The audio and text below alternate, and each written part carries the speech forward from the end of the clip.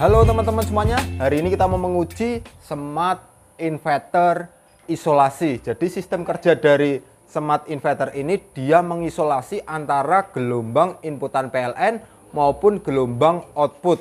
Walaupun gelombang output atau daya output juga PLN, dia sudah terisolasi dengan trafo yang ada di dalam ini.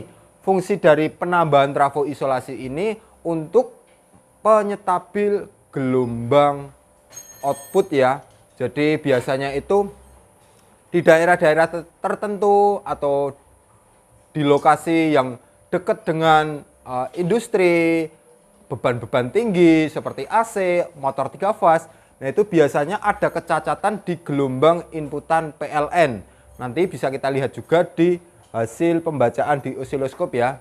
Nah, saat gelombang inputan cacat, nah dia akan lebih atau sedikit disempurnakan oleh trafo isolasi. Jadi diredam bahasa Jawanya.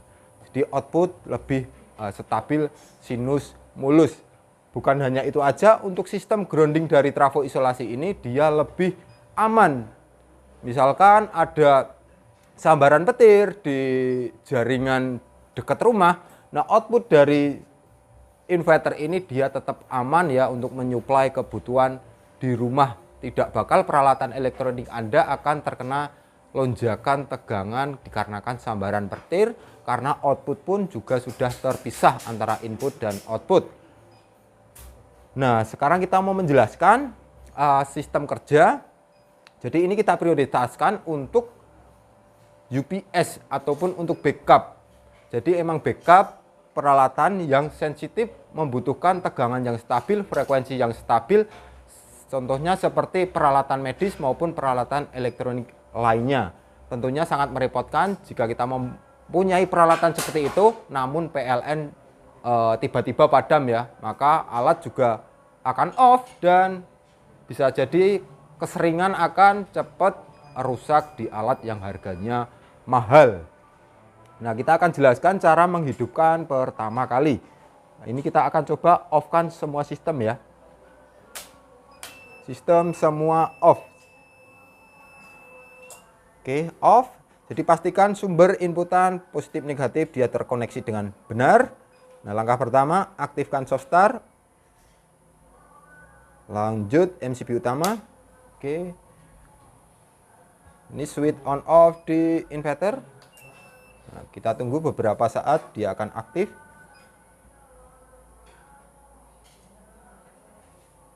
Oke, sudah aktif. Nah, di gelombang osiloskop nanti juga bisa kelihatan ya. Sekarang kita mau aktifkan output inverter. Oke, sudah aktif. Teman-teman bisa lihat di gelombang osiloskop. Untuk hasil gelombang ini, inverter dia lebih stabil, sinus mulus, dan inputan PLN ini ya buruk. Ada kecacatan untuk sinusnya. Nah, itu tadi bisa dilihat sendiri, ada goyangan, namun output di inverter dia tetap stabil. Nah, sekarang kita juga akan masukkan sistem PLN-nya, inputan PLN. Bisa dilihat keduanya beban bolam sama di sini. Nah, dia nggak akan langsung masuk, tapi menunggu sinkron baru akan masuk PLN-nya. Nah, udah sinkron ya. Jadi gelombang antara input PLN dan output C mesin ini dia sudah sama, baru akan gantian masuk. Tentunya dengan sistem seperti ini aman untuk peralatan elektronik, nggak ada persimpangan fase, nggak ada lonjakan tegangan, dan restart di peralatan elektronik juga nggak ada. Dilihat tadi di beban bolam juga sama sekali nggak ada kedip. Kita akan lihat di sini parameter ini ada apa aja. Jadi ini bukan sekedar hanya sebagai backup, namun sistem ini juga mampu menyetabilkan tegangan ya, outputnya dia lebih stabil.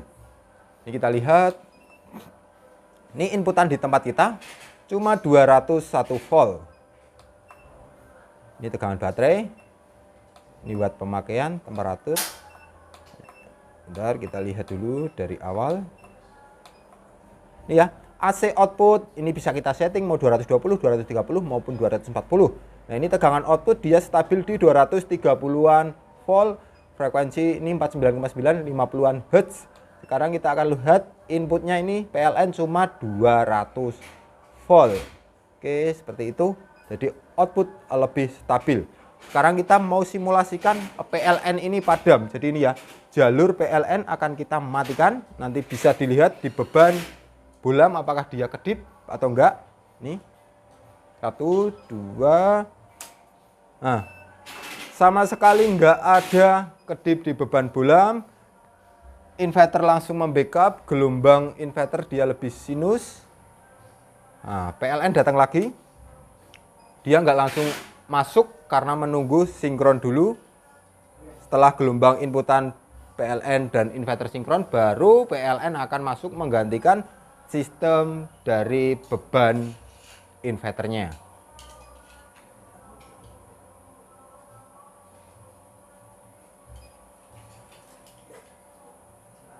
Bentar lagi mulai sinkron.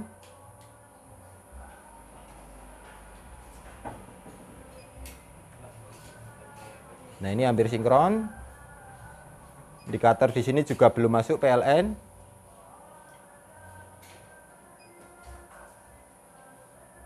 Yuk, klik masuk. Ya. Sudah digantikan oleh PLN karena tadi sudah sinkron, dan ini indikator simbol PLN juga, gridnya PLN juga sudah masuk, beban juga nggak kedip. Nah, ini parameter setting kita lihat di sini. Jadi ini ada apa aja?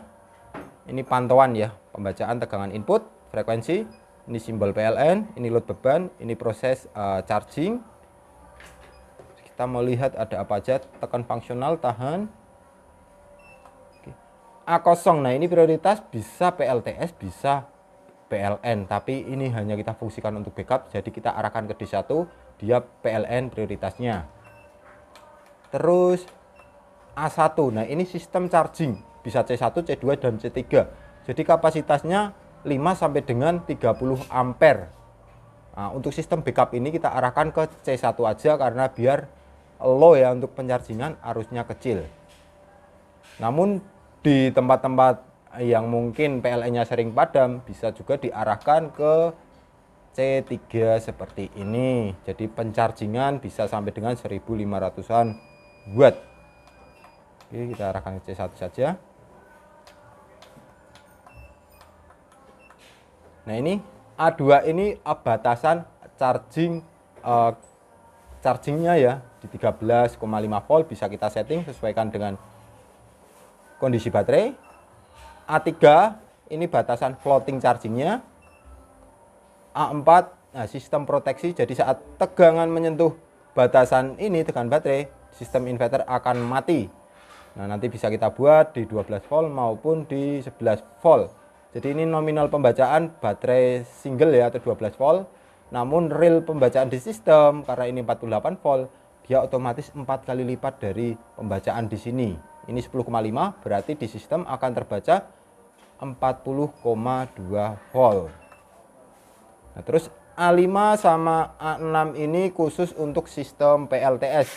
PLTS itu maksudnya nanti pindah ke inverter tegangan di berapa volt, pindah lagi ke PLN di tegangan berapa volt. A7 ini batasan bawah sistem PLTS, jadi benar-benar mati di sistem ini. Namun di sini kita nggak gunakan sistem PLTS karena ini pesanan khusus untuk sistem UPS. Nah, ini frekuensi bisa kita atur juga 50 maupun 60 Hz. Tegangan output juga bisa kita atur, ada 220 maupun 230 dan 240 volt.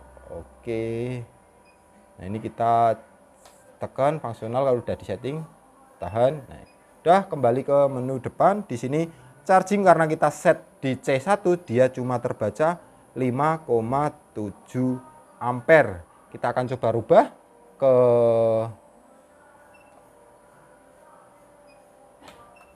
C3 ya.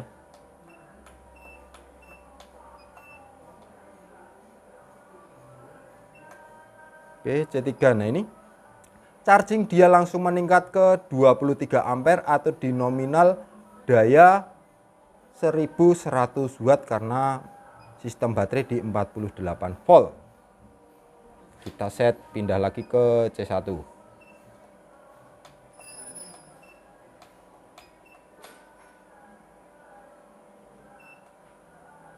Oke, turun lagi C1. Nah, ini kembali lagi ke 5 ampere.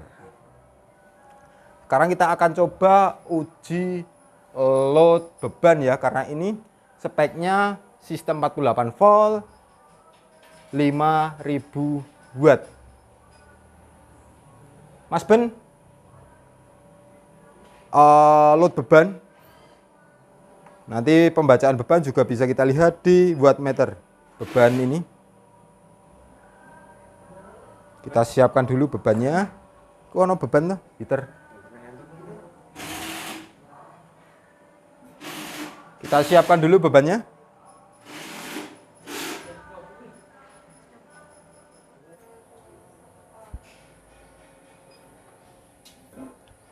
Ini kita akan coba uji load beban. Nanti saat kita load beban, tiba-tiba PLN padam ya, seperti apa respon dari sistem ini. Nah, kita coba load beban.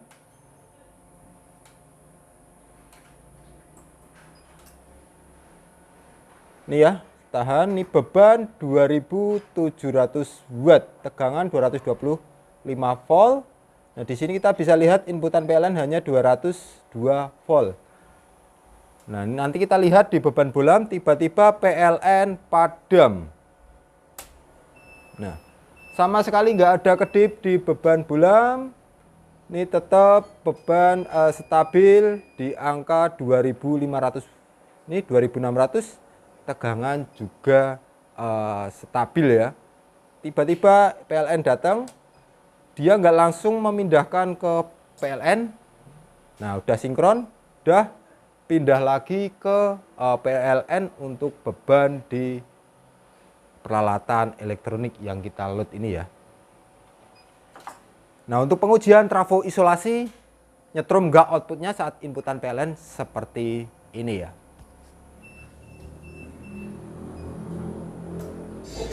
Oke, ini kita mau menguji smart inverter isolasi. Jadi inputan dari PLN, output dari sistem ini sudah isolasi. Kita akan uji pegang salah satu ujung output ya. Sumbernya mati apa urip? Nah, coba kita cek untuk tegangan output. Mungkin pakai kabel keluar aja po biar kelihatan. Kabel gue bocit. Steker langsung metu wes, steker metu. Tambahi roll aja. Nah, oke. Lampu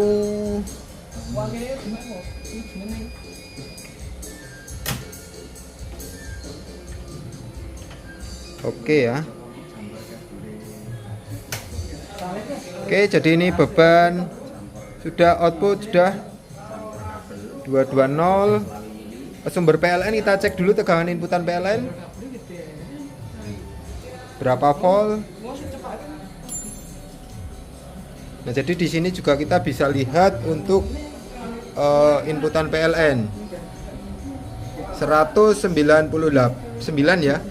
Di sini kita juga bisa lihat AC input. Nah, ini inputan dari PLN. Terus ini output dia juga yang kerja adalah PLN, langsung ke load beban dan sebagian charging. Nah, untuk charging ini sebesar 5 ampere.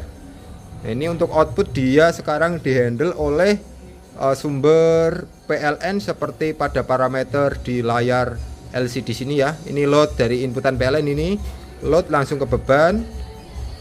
Jadi kerjanya di PLN.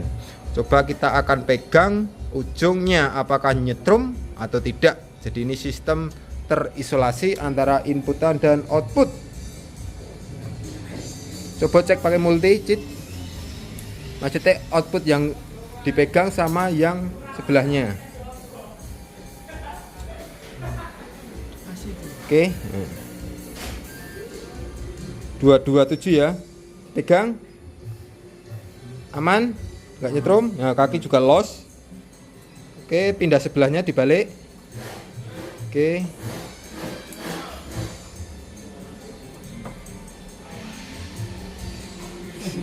Yakin saja. Dia agak menggejol. Nah, ini sama ya 227. Jadi walaupun dibalik sumbernya dia tetap terisolasi, aman, nggak nyetrum. Kenapa kok menggejol barusan? Tadi Jadi masih anyang-anyangan ya, karena baru pertama kali mencoba. pertama kali ini. Pertama kali. Jadi walaupun sumber inputan dihandle oleh PLN, tapi untuk output dari sistem ini kita pastikan terisolasi. Jadi sistem smart inverter isolasi ini kita prioritaskan atau kita tujukan untuk peralatan-peralatan yang sensitif seperti peralatan medis maupun yang lainnya. Seperti itu tadi ya teman-teman untuk pengujian smart inverter isolasi. Buat yang ingin membutuhkan sistem backup seperti ini yang benar-benar stabil, benar-benar sesuai kebutuhan Anda, untuk daya juga bisa request, bisa langsung hubungi nomor admin kita yang ada di bawah ini. Sekian, terima kasih, salam Aspro Jogja.